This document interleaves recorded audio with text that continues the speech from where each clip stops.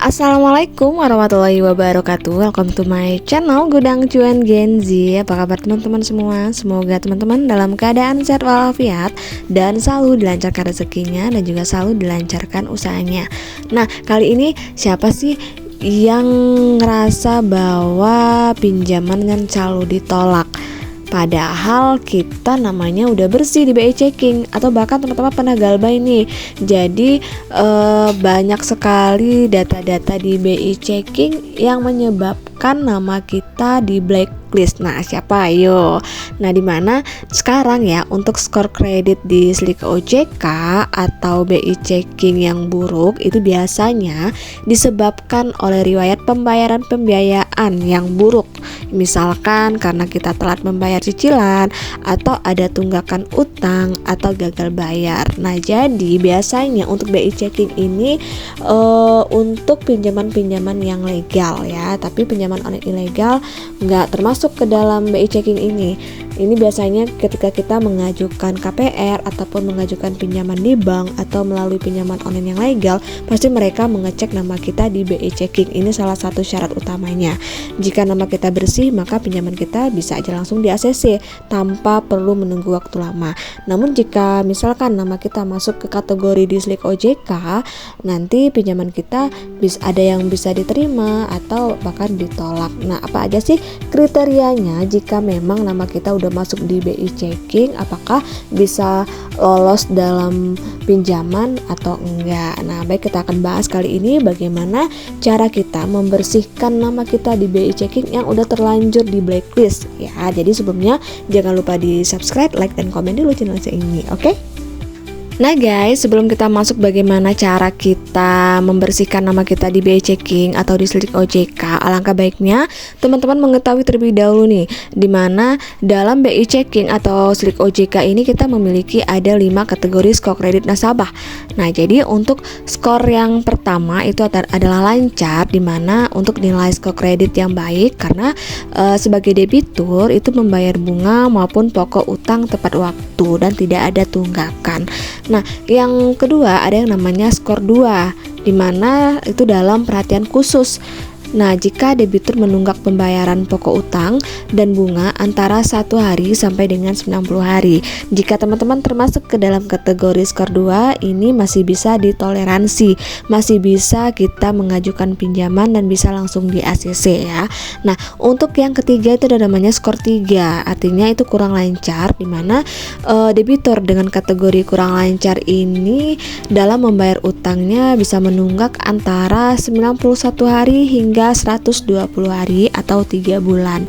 Jadi jika teman-teman merasa memiliki hutang ataupun pinjaman yang sudah menunggak sampai dengan batas 3 bulan, itu teman-teman masuk ke dalam kategori skor 3 atau kurang lancar. Nah, yang keempat ada namanya skor 4, artinya diragukan, dimana di sini debitur ini menunggak utang selama 121 hari hingga 180 hari atau 3 bulan sampai dengan 6 bulan. Jadi jika teman-teman merasa menunggak utang dari jangka waktu 3 bulan sampai dengan 6 bulan, teman-teman memiliki skor 4. Nah, yang terakhir yaitu adalah skor 5, artinya sama dengan macet ya. Jadi skor kredit ini sangat buruk, dimana debitur ini menunggak cicilan utang lebih dari 180 hari. Biasanya jika teman-teman yang masuk dalam kategori skor 5 ini memang paling susah banget untuk di ACC pinjamannya karena udah masuk kategori macet dan sudah menunggak hutang lebih dari 6 bulan atau lebih dari 180 hari. Jadi teman-teman cek dulu nih udah berapa lama nunggaknya, atau bahkan udah berapa hari nunggaknya. Jadi teman-teman bisa menilai sendiri berapa skor kredit kita di ini ya, di Slik OJK atau di BI Checking. Nah, berikut cara membersihkan nama di BI Checking yang bisa teman-teman lakukan di beberapa tahap berikut. Nah, silakan yang pertama di situ teman-teman silakan cek skor kredit melalui halaman https://idepku.ojk.go.id. Nah, kemudian yang kedua silakan teman-teman bayar pinjaman tetap tepat waktu. Nah, yang ketiga, silakan lunasi tunggakan atau utang yang macet. Nah, yang keempat, setelah semua tunggakan kita dilunasi, kemudian nanti kita melaporkan pelunasan ke OJK untuk memberitahu bahwa kewajiban bayar kita udah selesai. Nah, yang kelima, pantau terus update skor kredit kita di Slik OJK maksimal 30 hari. Nah, yang keenam, jika dalam 30 hari skor kita nggak berubah, jadi kita bisa mengajukan komplain ke lembaga pemberi pinjaman. Jadi itu tahapan-tahapannya jika kita ingin membersihkan nama kita di BI Checking atau di Slik OJK, sehingga kita gampang untuk pengajuan di pinjaman manapun. Itu pinjaman yang udah resmi, yang legal ya. Jadi BI Checking ini berpengaruhnya terhadap pinjaman yang legal. Apakah itu untuk pinjaman di KPR, apakah itu untuk pinjaman bank, atau untuk pinjaman online yang legal. Beda halnya jika kita mengalami gagal bayar atau utang di pinjaman online ilegal, itu nggak masalah karena mereka nggak terdaftar di OJK, tentunya nggak terrecord di BI Checking. Jadi memang harus berhati-hati ya ketika kita mengajukan pinjaman.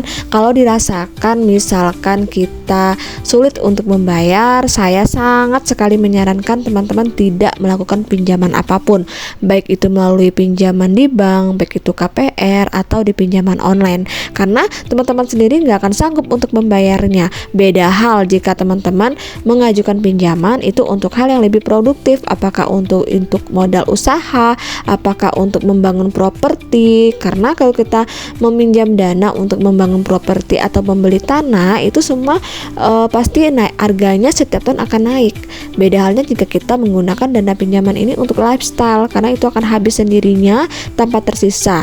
Apalagi bagi teman-teman yang membeli handphone atau membeli mobil, membeli motor, karena benda yang bergerak itu pasti akan setiap tahunnya pasti harganya akan turun. Beda jika teman-teman ingin membeli barang emas, ya seperti emas, itu pasti dia akan naik fluktuasi seiring dengan bertambahnya waktu. Namun nggak secepat kita membeli rumah ataupun tanah ataupun properti lainnya, yang mana setiap tahun naiknya bisa hingga 100% ya. Itu yang sangat saya sarankan kepada teman-teman semua. Nah guys, itu informasi dari saya tentang bagaimana cara teman-teman bisa membersihkan nama di BI Checking agar pinjaman teman-teman bisa lancar dan juga nggak butuh waktu lama untuk di ACC. Nah, sebenarnya untuk kemungkinan kredit kita itu akan muncul lagi, karena itu biasanya karena suatu kesalahan.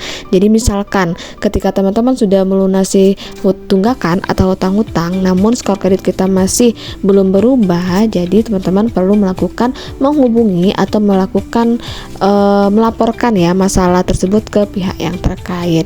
Nah, akhir kata, wassalamualaikum warahmatullahi wabarakatuh.